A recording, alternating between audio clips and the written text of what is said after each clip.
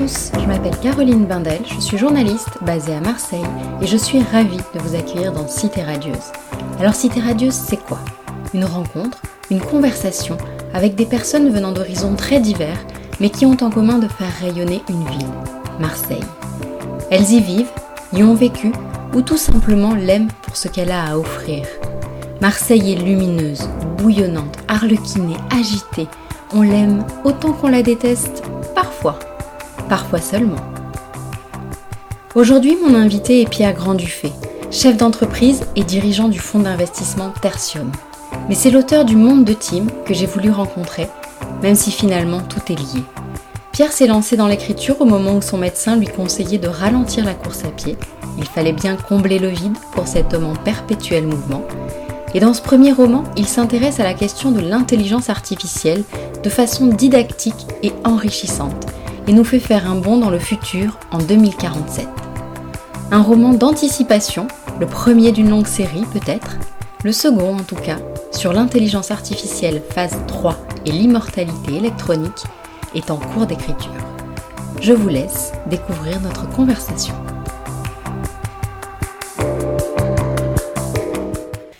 Pierre, bonjour. Bonjour. Alors j'ai pour habitude de commencer cette interview en demandant à mes invités comment ils se définissent à l'instant T, professionnellement et personnellement parlant. Wow. Eh ben, moi je suis un chef d'entreprise qui a eu envie d'écrire un livre, donc je suis à 95% de mon temps chef d'entreprise et 5% un primo-romancier. Alors à Marseille, oui, tu évolues principalement dans le monde économique. Comment t'es venue l'envie d'écrire déjà, et d'écrire sur ce sujet qui est l'intelligence artificielle, en particulier dans le monde de Tim? En fait, je ne sais pas bien répondre à cette question. Il se trouve que dans mon métier de dirigeant de fonds d'investissement, je reçois énormément de dossiers, de porteurs de projets, d'innovation, et puis il y a beaucoup de sujets qui tournent autour de la nouvelle technologie et de l'intelligence artificielle. Alors j'ai été amené à me pencher sur ces questions-là. Un jour, je me suis dit, tiens, c'est quand même très très intéressant. Personne ne sait vraiment ce que c'est, l'intelligence artificielle, donc je vais écrire un essai sur l'intelligence artificielle et son évolution. Et puis, je suis parti sur un essai, puis ça avait vite bifurqué vers un roman, et donc j'ai fait un roman là-dessus. Voilà. Tu avais une méthode de travail particulière, parce que tu es très pris donc, par tes activités professionnelles? Non, ma méthode, c'est d'essayer de trouver des moments calmes pour écrire. Alors, c'est très difficile pendant la semaine, ce sont des moments volés, le matin très tôt, le soir très tard. Le week-end, et puis pendant les vacances, je prends une période entière d'une semaine ou deux et je m'enferme dans mon bureau et je me consacre uniquement à l'écriture. Ça t'a pris combien de temps d'écrire Le Monde de Tim ? Ça m'a pris 2 ans et environ 1000 heures d'écriture. Ah oui, quand même. Alors, Le Monde de Tim, donc, c'est un roman d'anticipation dans lequel tu te projettes à l'horizon 2050. Tu as une vision très optimiste de l'intelligence artificielle qui te distingue d'Elon Musk, on peut le dire, le PDG de Tesla et de SpaceX. Je suis honoré d'être comparé à Elon Musk, ça commence bien.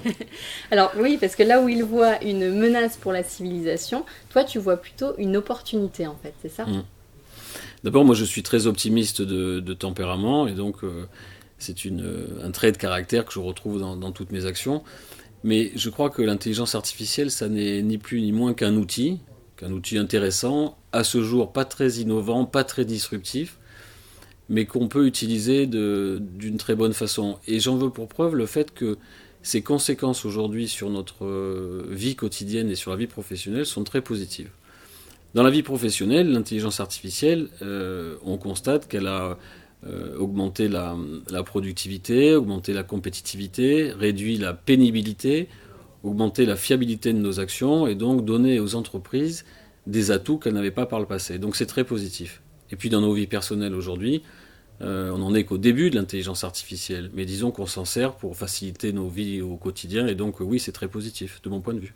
Alors parle-nous d'Esther, qui est l'assistante d'un des personnages du livre, Paul, qui l'accompagne au quotidien, qui connaît tout de lui.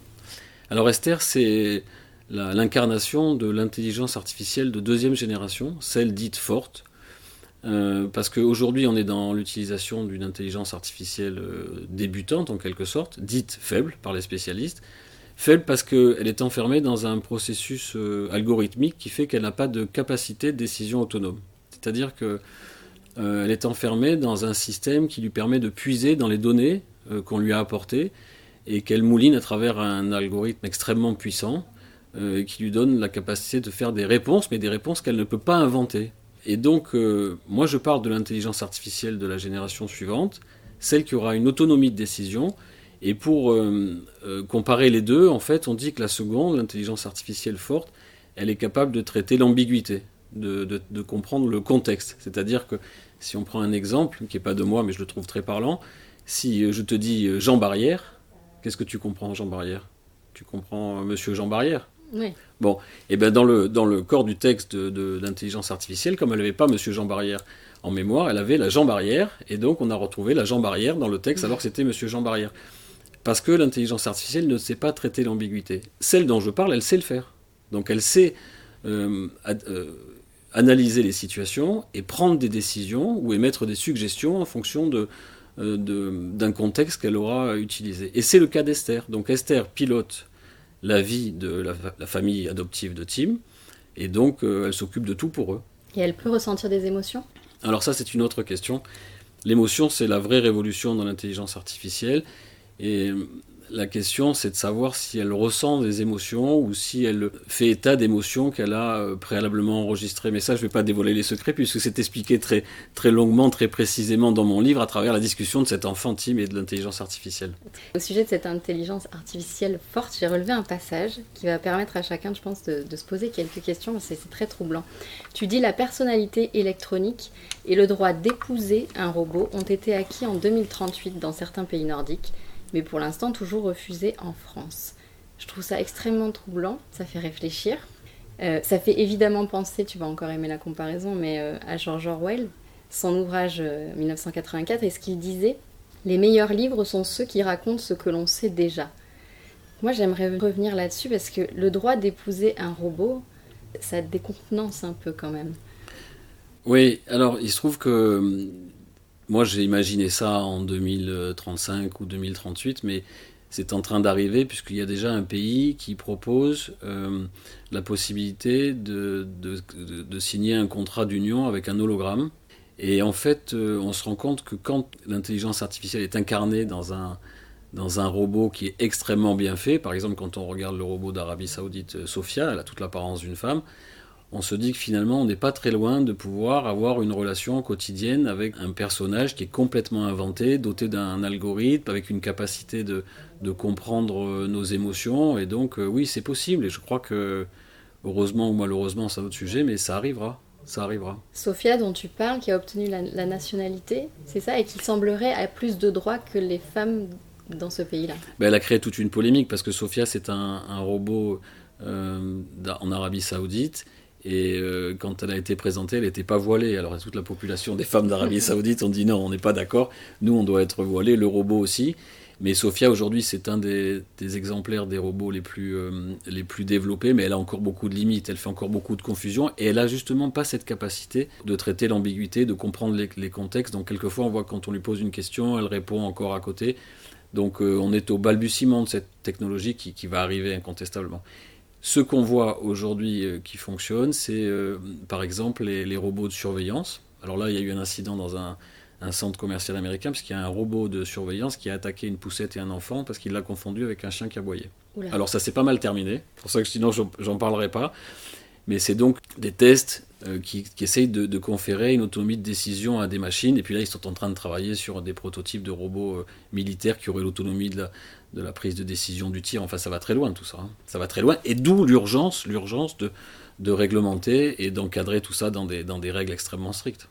Alors on sent aussi tout au long de ce roman ton expertise et ta vision de l'économie. Et il est question du RIC, le référendum d'initiative citoyenne revendiqué par les Gilets jaunes actuellement.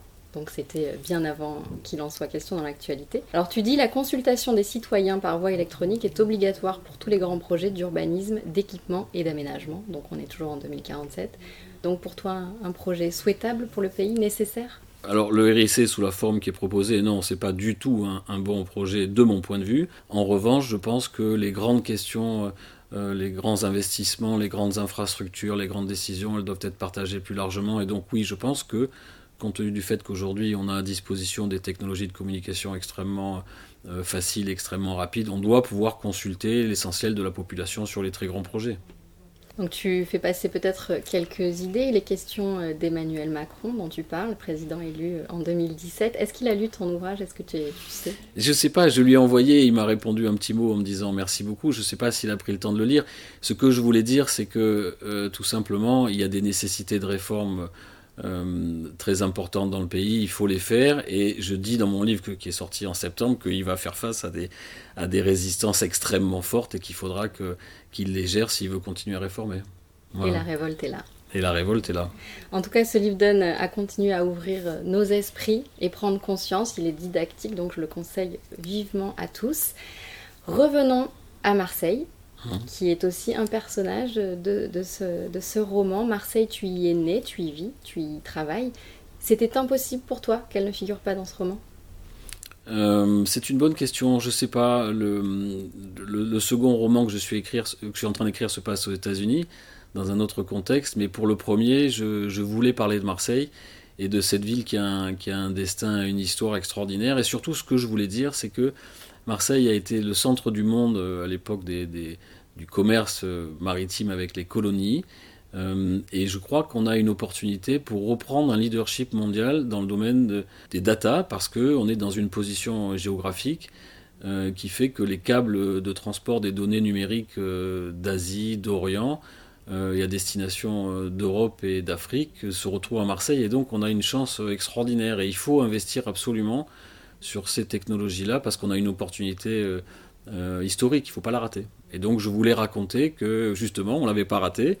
Et comme on est en 2047, on avait beaucoup investi dans ces domaines-là et Marseille était devenue une capitale technologique mondiale. Est-ce que l'enfance de Paul ressemble à la tienne? Ah, pas du tout. Pas du tout. Non, Cette pas du enfance tout. marseillaise, c'était pas la tienne? Non, pas du tout. Il n'y a rien de moi dans ce livre, à l'exception du fait que Paul est parti se réfugier dans la Légion étrangère et que moi-même j'y ai fait mon service militaire et j'étais très marqué par cette période. J'ai beaucoup aimé les valeurs de partage, de solidarité, d'échange, d'honnêteté, de courage de la Légion étrangère et je voulais raconter ce passage dans la Légion qui m'a beaucoup marqué. Mais sinon, non, il n'y a rien de comparable du tout. Tu cites également des amis communs comme l'artiste Skunk Dog ou le galeriste David Plusquois. C'est l'occasion de les citer et du coup d'enchaîner parce que j'aimerais connaître quelques-unes de tes adresses fétiches à Marseille, de tes coups de cœur. Oui, moi j'ai cité David Plusquois qui est le seul personnage que je cite dans le livre à l'exception du peintre parce que je suis très admiratif de sa réussite et de son talent de galeriste. Et donc c'était une façon de lui dire que je trouvais que ce qu'il avait fait c'était formidable. Et puis j'aime beaucoup ce peintre, Skunk Dog, parce qu'il peint une sorte d'avenir électronique aussi qu'on peut trouver dans ses tableaux. Enfin, je ne voudrais pas définir sa peinture parce que lui il le ferait sûrement plus précisément, mais je trouve que ça collait bien avec mon histoire. Voilà. Et tu dis ça en levant les yeux dans ton bureau et il y a une... Et en regardant un de ses tableaux. Oui, exactement. Alors pour finir, un petit questionnaire en forme de déclaration d'amour à Marseille. Si Marseille était une image? Je sais pas, évidemment, j'y ai pas réfléchi, j'en sais rien, mais ce qui me vient spontanément à l'esprit, c'est ce que j'aime le plus à Marseille, c'est regarder la mer. C'est regarder cette rade extraordinaire à tous les moments de la journée et ces couleurs formidables qui s'y mélangent du matin au soir. Voilà, ça c'est pour moi l'image de Marseille, c'est celle-là. La mer vue de la terre. Si Marseille était une chanson? Il y a une chanson que j'aime beaucoup, mais je me souviens plus de son titre. C'est une chanson de Calogero qui raconte que finalement, en fonction du hasard qui fait qu'on est d'un côté ou l'autre de la Méditerranée, on a une vie différente. Et je crois que le hasard a une importance considérable dans nos vies. Et cette chanson-là le rappelle. Si Marseille était un film? Je sais pas, mais là aussi, spontanément, ce qui me vient à l'esprit, je sais pas si c'est flatteur pour Marseille ou pas, mais c'est Borsalino, que j'ai revu l'autre jour et j'ai trouvé que les images de ce film et les images de la ville montraient bien une partie de son histoire. Alors c'est pas le côté négatif de l'histoire qui est à retenir, mais c'est la beauté des personnages et il y en a d'autres aussi. Et ton expression ou juron favori? Là aussi, je sais pas trop, mais je crois que je dis souvent merde. Je dis souvent. Donc pas typiquement marseillaise. Donc pas typiquement marseillaise, non, pas du tout. Merci beaucoup Pierre. Merci Caroline. Merci beaucoup. Voilà, c'est terminé. J'espère que cet épisode vous a plu. N'hésitez pas à me faire vos feedbacks et à laisser des commentaires sous l'épisode. un simple avis 5 étoiles serait déjà précieux pour moi. Pour me contacter, c'est simple. Sur Twitter, Caroubindel, Facebook, Cité Radieuse, et sur Instagram, cité.radieuse.podcast. Salut! Ça m'a trop saoulé. Dans la vie, il y a des tapes au fond et des tapes à côté. Des tapes à 1 euro ou la tape à l'arraché. Il y a les